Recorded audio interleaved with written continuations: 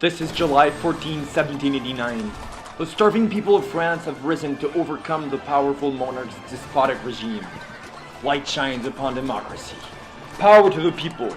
We proclaim the Republic, they chant aloud.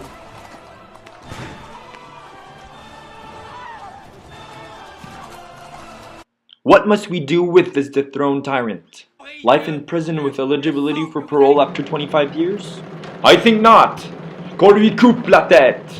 What better method than the brand new guillotine to do the job?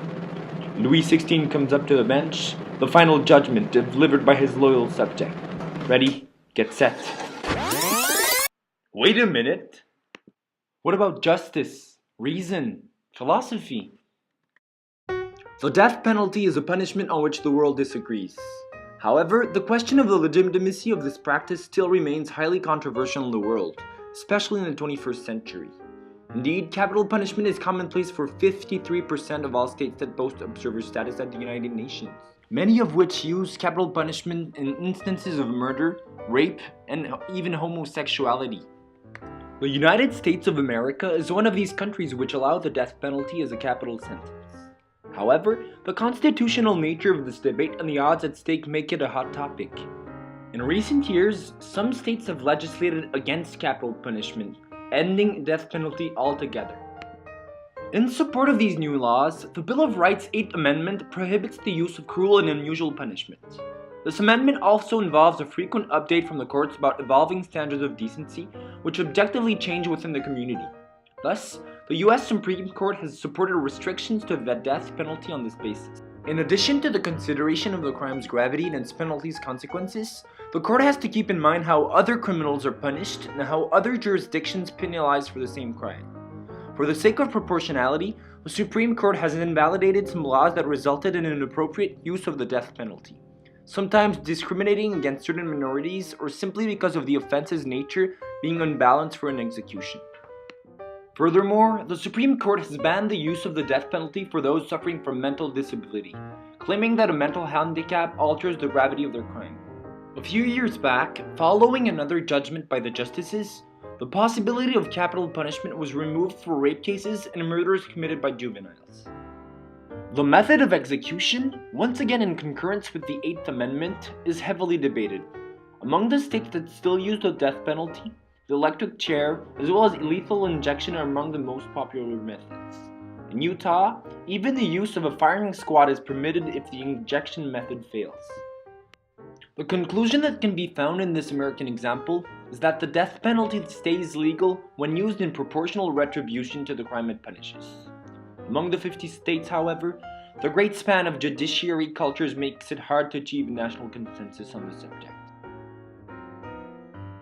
As the debate on the morality of capital punishment as an instrument of justice echoes through America, it also reaches Canada, a country that displays culturally and legally distinct conceptions of justice. In 1976, Canada's Liberal government, headed by Pierre Elliott Trudeau, passes Bill C-84, abolishing the controversial death penalty. Under constitutional protection, supported by legislation, the punishment for first-degree murder becomes life imprisonment with no chance of parole for 25 years.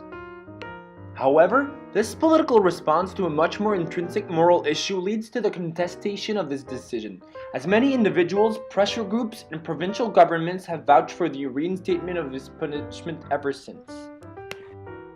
Similarly to the American Constitution's 8th Amendment, Section 12 of the Canadian Charter of Rights and Freedoms provides an exemption from any cruel and unusual punishment.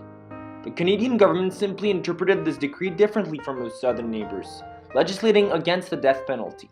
Also, since 2001, a Supreme Court decision has found that the government does not have the right to extradite a person to a country where he is susceptible to face the death penalty on account of current charges against him.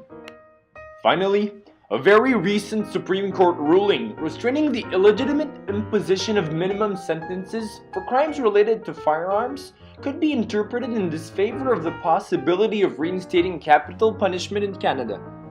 Thus, in Canada, the political and constitutional mainframe that surrounds the issue, as well as the cultural approval of these decisions, suggests that the status quo on the death penalty is ad vitam aeternam. This all brings us down to Jeremy Bentham, 18th century English philosopher, jurist, and social reformer. Bentham was the founder of utilitarianism, a doctrine proclaiming that an action is right insofar as it promotes happiness, and that the greatest happiness of the greatest number should be the guiding principle of conduct. Bentham opposed slavery, animal abuse, and the death penalty. He was a great advocate of individual rights, women's rights, the separation of church and state, and clearly he was a progressive thinker. Bentham searched for alternative forms of retribution for murderers and rapists. He once said, "All punishment is mischief, all punishment in itself is evil." First, as those who support capital punishment certainly always proclaim, the death of a dangerous criminal eliminates all future threats to the safety of society, thus achieving maximum utility. Bentham proves this assumption to be false, as life imprisonment achieves the same goal, with less suffering, proving its superior efficiency. Moreover, it is often argued that the death penalty has a deterring effect for eventual murderers who will be turned away from accomplishing the fatal act by the threat of ending up dying because of their crime. However, utilitarians reply that since it is practically impossible to determine the number of murders that can be prevented through the legislation of such a measure, it becomes impossible to assess the true value of the death penalty's effect, overturning this supposed utilitarian argument. Third, although the material costs of detaining a prisoner for his whole life account to a fair amount of money, the legal costs for the state when it comes to sentencing a convicted criminal to death through multiple appeals prove to surpass those of life imprisonment. Even on an economic level, maximum utility is achieved by banning capital punishment. Capital punishment is also repeatedly criticized for its discriminatory consequences.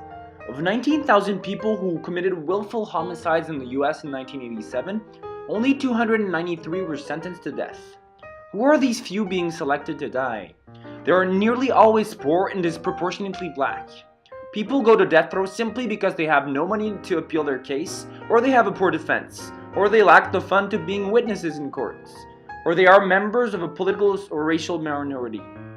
The unfairness of these sentences obviously highlights the lack of utility of capital punishment on the long run, as it destroys standards of basic justice. Juries can also make mistakes. It has happened in the past and will certainly happen again. By erroneously sentencing people to death, maximum utility cannot be achieved as mortality is irreversible. Life imprisonment ensures a possibility of redemption in such situations, once again proving for the best balance of pleasure over pain. Finally, critics of the capital punishment frequently put forth the cheapening effect that the death penalty has on the value we put on life.